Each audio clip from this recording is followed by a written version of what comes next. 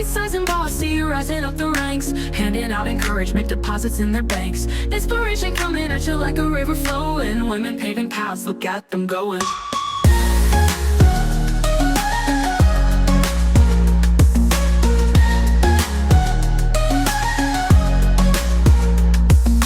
Byte-Sized and Bossy, rising up the ranks, handing out encouragement, deposits in their banks. All right, welcome to Byte-Sized and Bossy. Oh, I said it too early. Oh my goodness. Well, I'm Erin. And I'm Tammy. And this is Byte-Sized and Bossy. And that literally was the best time we've ever done it. And I said it twice. Maybe Stop thinking about it. it's that kind of day, I guess. Nobody cares. No one cares. Nobody cares. Nobody cares. They're all going to know. Well, we have an amazing guest today. I'm really excited. In fact, she reached out to us. She came to us and said, I've listened to the show. I'd like to be on the show. And that's exactly what we look to do. And so Tanya Dixon is with us today. She is the Senior Director of Off-Premise and Catering at Salata. So welcome, Tanya. Woo! Hi, how's it going? I love the energy from Monday morning. Yes, girls. And we are excited you joined us. We're super excited. We'll talk about how you raised your hand, but Salata. So I was learning a little bit about it. I wasn't as familiar. So Is it because it's salads? That's, I mean, to be fair, I had French fries for breakfast. So Okay, so maybe. possibly, but for folks at home who maybe don't know about Salata or haven't met you, if you want to just share a little bit about yourself. Okay, so a little bit of myself. I am Tanya Dixon, Senior Director of Off-Prem and Catering here at Salata Salad Kitchen. I have been here for coming on 9 years, October, I believe. Whoa. Yeah, I know, pretty long time. But I started off here as a regional training manager when we only had about 49 locations or so. I think I opened like 17 or 18 locations. And then I moved over to operations, and I was the director of operations for 2.5 years, went through several rankings here. And then the last 3 years, I've been doing what I believe has really landed my passion, which is catering and digital. So I take care of all the catering here, as well as all the digital platforms like DoorDash, Uber, GrabHub, and all the fun ones in between. Well, that is a whole lot to unpack. So let's start with, because truly there are so many great things you said in there. 9 years. Yes. Like, okay, so let's start there. As a training manager into this role and over 9 years, that means you were there before COVID, during COVID, and after COVID. All right. So give us a perspective on how things have changed from when you were there in your early days to now. You know, I tell people all the time, I came in as a girl, and I'm fully feel like a woman in my role now. When I came here, and fun fact, I came from actually Brinker Chili's. Oh, awesome. Yeah, I work for Little Chili's. company. Yeah, little company. I worked for Chili's for 7 years prior to being here. So I came from a huge corporate environment. And as you guys know, a long-time Chili head, the culture is embedded in you. So I always had like that corporate mindset and that culture and everything that Chili's really poured into me. They spent a lot of money and resources on kind of like educating me and walking me through the ranks. When I left Chili's, I was a regional training manager. But how did you make the move from training to catering and digital? So really with my time at Salata, I have really just excelled in the roles that I've been in. But at the beginning, I was really needed in operations because I had that background from Chili's. And when I came to Salata, it was still very small. We are Houston based. Our company and our founder, he's Armenian. His name is Berk Simonian, and big shout out to him because I'm here for him and his vision, still carrying on the vision. So when I came, it was still it felt very like small, very like mom pop. And through these 9 years, we really have grown, and we're sitting at 100 locations now. And I know, to see it and to be a part of that, I felt like it was a great place to land. But I still remember leaving Chili's, and I'll never forget. My area director was like, "You're really gonna leave us for a place that sells salads?" And I was like, "Absolutely, absolutely." And 9 years later, I'm still here and still love selling salads and what we do. But That's at the amazing. time, it was so interesting because you going from full service to fast casual, and It was a little scary, but What was scary? Well, what was scary about it?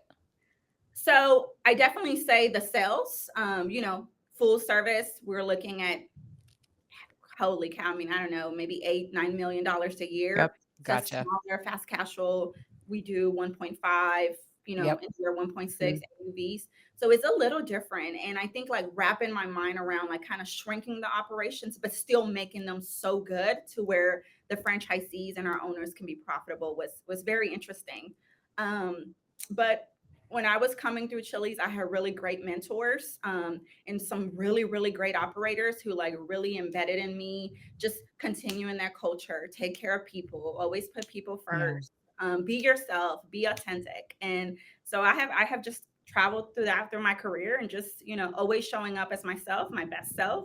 And really the thing that I really liked about your podcast was the title. I was like, Byte-Sized and Bossy. I was like, that's so me. Well, we joke at which one of us gets to be which one, and I think we role play and trade hats, right? Yeah, I mean, I'm bossy, So but which one's the bite? I'm not at all, Erin. Who's the small one? yeah. Well, right now, me. Yeah. Hey, I said right now, me. I mean, come on, I'm down like 75 pounds from my heaviest. that's unbelievable. I've gained Sorry, a few Tanya. pounds. I've gained some of what you've lost. I wasn't talking about that. I was talking about what's going on with me. No, I love it. And you do look amazing. Very bite-sized. Y'all both look amazing. Very bite-sized. Yeah. Well, fun fact, I came out of training as well into marketing, so you're not alone. But I have a question that's completely unrelated before Tammy drags us back into talking about Salata. What's going on behind you? So I see is that a fax machine? Do you have a fax machine behind you? It's a printer. Girl, that's a printer. Have you ever left the house? Sometimes they're all of it. Like they're all in one. I can hear the dial-up sounds now. I hope we get some sound effects going. Oh my God. And then we have fruit. Are blueberries and pineapple your favorite fruit? And that's how you chose those pictures? No, these were from some old mockings that we had when we were like kind of rebranding, and I just kept them. I really liked it. But it says, "Learn, let us be true and let us be humble." So I really like that. So I kept that. I love that. And there's lotion back there too. What kind of lotion do we have? You can't go wrong with lotion. Definitely Bath and Body Works, stress relief. Oh, stress relief. Yes, I keep it handy whenever I'm having some moments and just. Well, that's fair. That is completely fair. Well, we like it. We like to know what's happening behind you, and I just couldn't figure out. Okay, now it's our turn to do it to Erin. Yeah, I just have random crap that doesn't go anywhere else. I have a ketchup bottle with my name on it, and I have a Coke can with my name on it, so that's exciting. I have a sign that says I'm whiskey in a teacup. Oh, you can't see that. That's higher. Here's my favorite sign. I do have to share this one. Yeah, please do. So this one says, I'm just a girl standing in front of a salad asking to be a donut. Oh, word. I feel that. Yes. That's right next to my sign that says, I can't make everyone happy. I'm not a taco. So I like that. Well, so I have serious questions. Okay, what's that? Serious answers. Apparently I'm serious. Let's see. I was going to ask you about catering right now. So everyone I'm talking to is like catering's the new growth mode. Because people are going back to work. There's not as many people are actually going even through the drive-thrus, but now we've got catering as making a full attack. So what are you guys doing that is new or exciting or special? So honestly, catering has been like the saving grace after COVID, I think. And especially in an environment like ours, we are a very customizable salad kitchen. So when you go in one of our restaurants, you get to build your own salad. But with the catering, all of the recipes are set. So all of the packages are set. So they're our most profitable items and easiest to make, easiest to sell. And obviously with us selling salads, we're just a huge hit in offices, hospitals, schools, you name it. We have taken the catering from, I think I took over in 2022. We've taken it and we have double and almost triple the numbers. Wow. Ooh, that's incredible. How long have you been in charge of it? Yeah. 3 years. Oh, I mean, that sounds like when you tripled the coincidence? numbers. I mean, listen here, not that you're going to leave after 9 years, but if you were, tripling the numbers in catering in 3 years is pretty phenomenal. Let's Yes. toot toot toot that horn, as we like to Good say. too. Yeah. Well, not just me. Honestly, my whole entire team. We really came and restructure, set catering sales managers for franchise groups. Really, really invested in the software, and we're currently using MSI. I'm pretty sure you guys are familiar with Monkey Media. When Mhm. I first took over, I spent 12 weeks of training with them just so I can really learn the back end. But once I figured out, it was pretty easy. We're currently in views of searching a new software, but even then, it's like, what's new out there? How can we get this catering out faster than before? And Oh, you're honestly, asking for phone calls from Yeah. vendors. Everyone's going to be like, we the also right agree. vendor How do you already get it out knows. faster? The right vendor has called. They know. Oh, the right one has called. Sounds like we're dating already. Yes. And you know what? That's so funny that you say it like that, because it really is that. It's a relationship, and Mhm. you really have to think about when you're wanting to leave, like all the pros and all the cons of, like, hey, what does it look like, me leaving this relationship and not? And like I said, our partnership, we've been partners with them for quite some time now, and they have been fantastic. But we're in a new space where the faster that a guest can order and check out, Mhm. the faster you're going to have those conversions. And Mhm. especially in catering, I mean, our average ticket is sitting somewhere around almost $500. So do you Um, have a separate website for catering then? Like, how do you handle, yes, like, on the tech side of things, how do you handle catering? yeah. So typically we have what we call our online ordering. Just that's your Mhm. display through your regular portal, and then my catering is hosted by whatever software provider you're using. Gotcha. Who's doing your online ordering? Olo. Okay, so they're Never heard completely of 'em. separate. Yeah. Who's that? Who is that? Only one of the best aggregators out there, I would say. Yeah. Well, they've been around for a long time now. Right, So right. So Longer than you've been at Salata. this is true. This is true. I think they've been there, what, 20 years I think it's like now? 15 or something. yeah, I Yeah. remember talking to Noah back years ago when I was at Wingstop, and that they were relatively new to the space then. Yeah, yeah. And it's crazy what they've done with the space, honestly. But they really invest. I Is that me? think they really Mm-mm. invest in the tech behind it. So I'm a big fan of the online ordering platform for sure. But yeah, so the catering is hosted completely different. I'm able to manage all the menu items, the images, everything, and then we just switch out as we need. But your catering website has to be fast, and it has to get, people need to get there with fewer clicks. They need to be able to check out. Need to have good payment options, and that's honestly what we've been doing. And obviously also like boots on the ground, just really going out and marketing, hospitals, schools, anywhere that allows us to tell them that we're coming to drop off some salad and some cookies. And I'm like, hey, That's amazing. once you're in there, they're gonna love our products. So Well, what happens if I have one of your salads on catering and then I go to your restaurant and it's not there because they're pre-made? so we have those same recipes in the restaurants for that Mhm. for I was that like, reason. good. You should have like an easy button for those. Yes. So if you want something that you tried on the catering recipe, you can have it at the restaurant same way, pre-made as well. Because we are so customizable, we do keep those options for, there's some people who want to be told what to eat. Let's be honest. Well, we need simple options only because there's all these studies and we get into analysis paralysis, right? And you look at so many different options and you just can't make a decision. So when you can Yeah. simplify it and say, like, here's only 3 options, people are a lot more likely to choose. Yes, this is true. It's Well, you mentioned a vendor relationship. So what's going on the home front? Are you married, single, kids, dogs, cats? What you got? yes. So I'm married. Oh, Yes. 2 years. 2 years in October this year, actually. Oh, congrats. yeah. Yeah, thanks. I Still had in a. the newlywed phase, still like each other. Is it? Yeah. Sorry, that's cynical. No, I definitely say we definitely still like each other. We just had well, our baby boy, he's one. He just turned one a couple weeks ago. So Aw. that was very interesting. Like right after being married, getting pregnant, I was like, whoa. But That's how it works for a lot of people. the very cool part of it is that we're a blended family. Oh. So he had a daughter, I had a daughter, and we got together and had a son. So it really, three really kids. yes. So we have 3 kids. Yes. Yeah, Holy cow. that's very modern though, this blended family concept. And I always hope that the parents and the families are just like mature, right? You were together at one point, you might hate each other now, but be good for the kids. It's not rocket science. It's hard work. It's hard work. It's another relationship that you have to manage really through and through.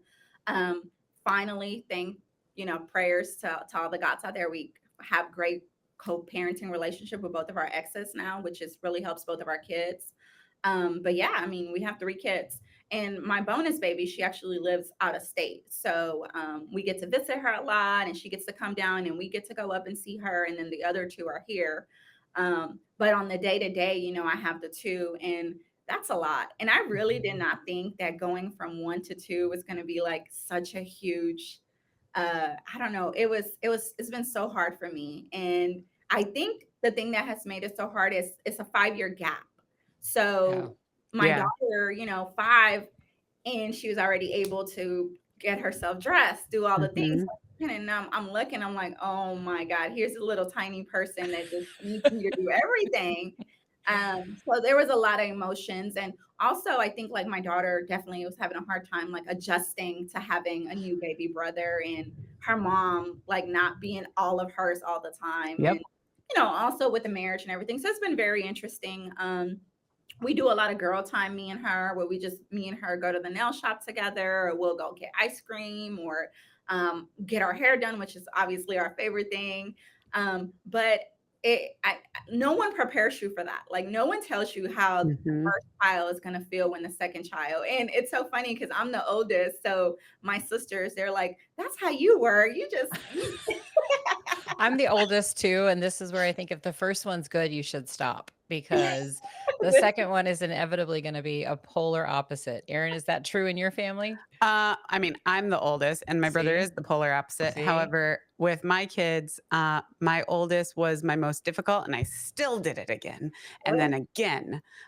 So 3, and then I would say going from 1 to 2 was really, really hard. And then 2 to 3 was like, I give up.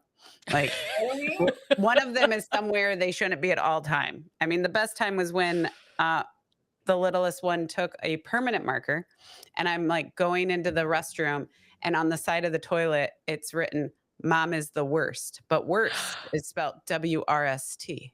No. And I had to confront everyone, like, who did this? And of course, the littlest one said, no, I definitely did not do that. And the girls were like, we know how to spell. We would have spelt it correctly. And he was like, fine, it was me. And then it was like, where's Waldo? I found it written like 4 different places on walls in different rooms. And I'm like, when did you even do this? So yeah, parenting is fun. So you have 2 girls and 1 boy? Yeah, it goes 15, 13, 9, and they keep you going, right? And right now we're at the point, because yours are a little younger, schedules are like, I keep a calendar where I'm like, wait, what? You have work. Okay, you have work. You have this, because you're like managing. It's literally like, I assume I'm like the guy on the airplane field with the things all the time. Air traffic controller. Yes, and then they don't understand. They'll be like, Mom, I told you I had to be there 5 minutes early. And I was like, I'm sorry, Mom forgot. Because you guys give me about 30 different things each day. Yeah. If only kids could like really knew how much of a break we needed, right? Or just like, hey, a simple reminder doesn't hurt my feelings. Well, and that's a good point. So what do you do, Tanya, for your break? When you need to relax from the kids, what do you do? So honestly, right now it's hard because like I said, a 6 and a 1-year-old. And then my husband, he's a hero. He's a paramedic and a firefighter. So he works literally a hero. Yes, like literally a hero. And he works completely opposite hours. Sometimes it's 13, 16-hour shifts. And, sometimes I feel bad when he walks in and I'm like, and I know like I had an exhausting day, but he probably saw somebody died or, something crazy. And then I try to be really mindful, but he's really great about giving me my breaks. He'll just say, just leave the kids, go do. I work out, I run a lot.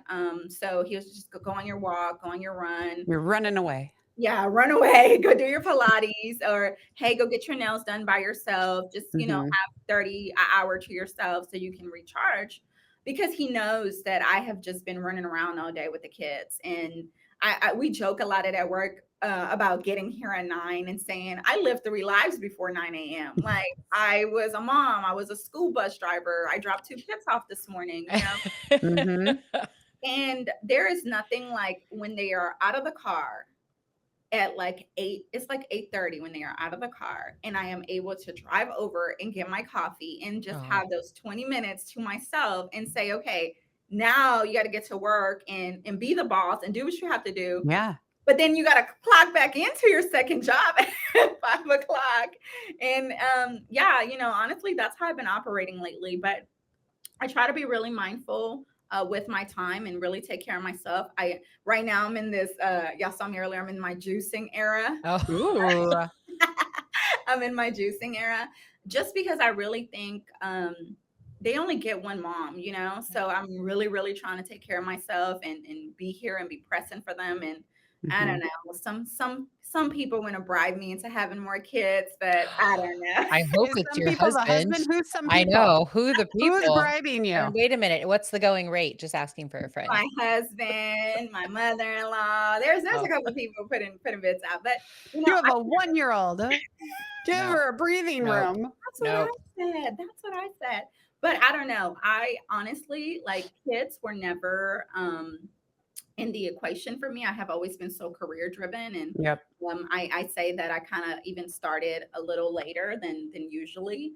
But I really think 2 is going to be it for me, because I'm so focused on what I'm doing. And I want my kids to know that you can be a mom and you can have your career and you can be a wife and have all those things and balance it all. But I don't just want to be emphasized on just the mom part, Yeah. So I really try to break away from those shackles. I totally hear you on that. So outside of running, what else are you doing when you're decompressing? You said nail salon. Yeah. What else do you look for? Nail salon, running, honestly, really constantly meditating and thinking about what's next. What's next for me, for my family, and my career, just overall. And I always try to make time to, I'm a big mama's girl. I call my mom every day. I'm not gonna lie. I call my mom every day. My daughter asked me the other day, why are you always calling her? And I was like, when you get older, I hope that you call me every day to check in on me, But honestly, if I have a little bit of downtime, I'm picking up the phone and I'm calling my mom just to see if she's okay. Even if it's to tell her or complain about my day, I know she's the one person that's gonna hear me out and have something positive to say to make my day better. So, well, I think what time do you go to bed? 9:45. I'm like, that's very specific. Yes, it's very. You do a lot in one day. I do. Okay, so I think, Erin, it's that lovely time of our show where we start doing the fun rapid fire. Oh, yeah. Well, food for questions. thought. It used to be rapid fire, but it turns out we're not rapid or bring the fire. Yeah, right. And I don't really want to fire anybody. So this is not a Trumpian show. All right, you start, Tammy. Well, I always like to ask, what is your favorite restaurant that is not yours? It can be a chain, it can be a local independent, it can be anything. Favorite restaurant that is not mine. Like, where do you guys go regularly? Can't be Salata. So it's here in Houston. It's called Miyako's, and it's a sushi place. They have the best mango roll. And Do your kids eat sushi? Yes, my daughter does. Awesome. That's such a crazy thing to me, because like I thought all fish came fried and frozen, like in the shape of a finger, until I was like a grown up. And the idea of eating raw fish, even into my like early 20s, is so weird. But now you see these parents out with their kids, and it's so cool. Yeah, and my daughter likes that little what are those called? The little edamame. Edamame. Yeah, it's good. It's good protein. Yeah, she loves that stuff. Yeah, great. It's a great snack, actually. To your point, Erin. That's amazing. All right. So if you weren't doing this type of job, this let's put it all in the marketing, training fields, operations, in restaurants. What's your dream job? Like, if you could go do whatever you wanted, what is that? I wanted to be a nurse. Really? Mm-hmm. That's like a huge shift. Like, you're literally taking care of humans. There's still time. There's still time. Oh no. That's amazing. It just means nurses will always have jobs. Us marketers, I mean, that's why I made the move to sales, because marketers get fired. No Hey. offense. Yes, it's true. Yes, it's true. It's true. Aaron, smile. Okay. So beyond your favorite restaurant, we talked about what you like to do for fun. So what's your favorite kind of music? I'm a big music person. So what's your favorite kind of music? Oh my God. I definitely say R&B, which R&B has kind of died over the years. It's changed a lot. It's Like gone what more artist? it's gone more hip hop than R&B. Give me some names. It's definitely gone. I mean, definitely old school Prince, Erica Badu, some two old people that threw me out of my own nightclubs, by the way. You just named them both. Prince and Erica Badu. Yeah. We're going to have to unpack that later, but all right. But yeah, definitely R&B. But music is definitely changing, I feel. I mean, just like everything's evolving. I was just telling my husband the other day, he was playing a song and I was like, isn't that from another beat? And he was like, yeah, they just reused the beat. I was like, let's play the original song. Yeah. Well, that's what happens. We hear that and we're like, oh, I remember the old one. Right. Yeah. But think of it as an honor. It's an honor. Right. I love that. Yeah. Well, so our last question we ask everyone is, if you could nominate one woman or women to come on Byte-Sized and Bossy, who would you like to listen to?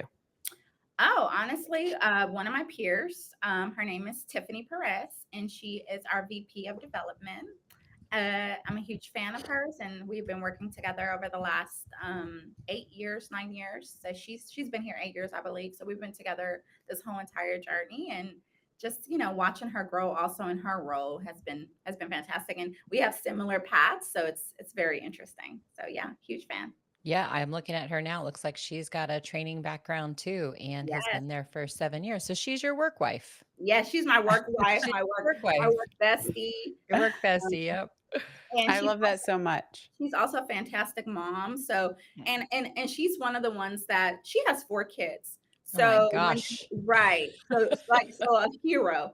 So whenever I'm like, oh, I can't do this, I just always think like, no, look, Tiff is doing this with 4 kids. Like, pick your chin up, straighten your hair. We can do it. We can do it. That's amazing. Well, Tanya, this has been amazing. You are amazing. And again, as we started, we talked about how you raised your hand. You wrote to us. You actually found us on LinkedIn after listening. You said, I want to be on the show too. That's amazing. We hope more women who are listening do that. So thank you for coming on the show today. And anyone listening at home, if you don't already like or have hit Byte-Sized and Bossy, rising up the ranks, handing out encouragement, deposits in their banks. Inspiration coming at you like a river flowing. Women paving paths, look at them going.